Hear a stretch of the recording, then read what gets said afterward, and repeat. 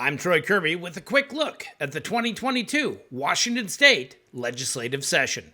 The House Finance Committee heard public testimony on Substitute House Bill 1880, which would create housing benefit districts. Our cities have made significant strides in planning for affordable housing, and they have been asking us for options and flexible tools to help address the shortage. This bill creates a somewhat familiar structure for housing as the transportation benefit districts, which some of our cities have adopted to provide for roads. At this point, it is well established that we have a statewide housing crisis, and in particular, a lack of homes affordable for those at the lowest income levels. To put some numbers on that, one study estimated that Washington needs an additional 181,000 homes that are affordable for low-income families. Washington voters recognize this crisis. According to a recent Sightline poll, housing and homelessness are the top two issues for likely voters statewide. And 2/3 of voters agree that the problem is too big for cities to tackle alone. In the last testimony I mentioned about the salesman's foot in the door, and in this case I'll quote the Monty Python Life of Brian thing where they're trying to blow up the fat man. They go, "It's one tiny piece of chocolate. It's wafer thin." Where I bristle out on this is the arguments that I've heard put forward and saying, "Well, you're already taxed on this anyways." Boy, as a taxpayer, I tell you, I sure know about it too. There's no tax in this state that ever goes away. Everett is a diverse and mixed income city with about half of our rental households and a third of our owner households currently housing cost burdened.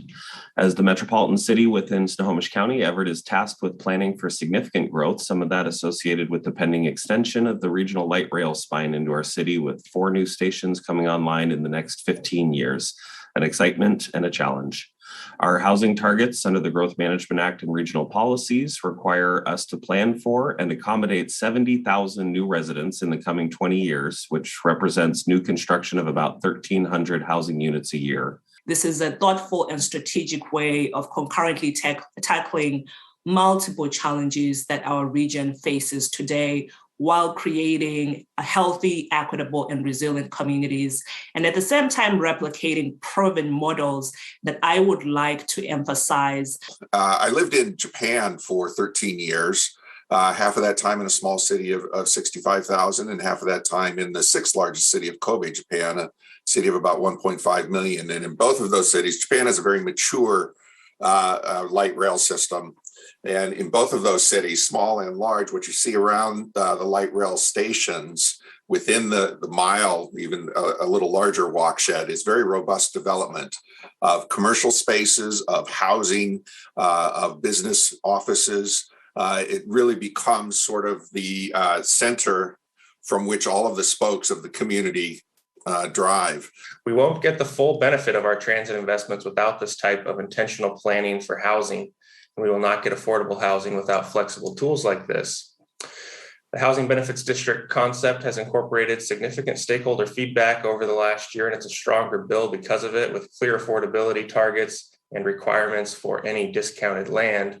This is difficult work, and this bill creates a new tool to make affordable housing in these station areas more possible and at a denser scale.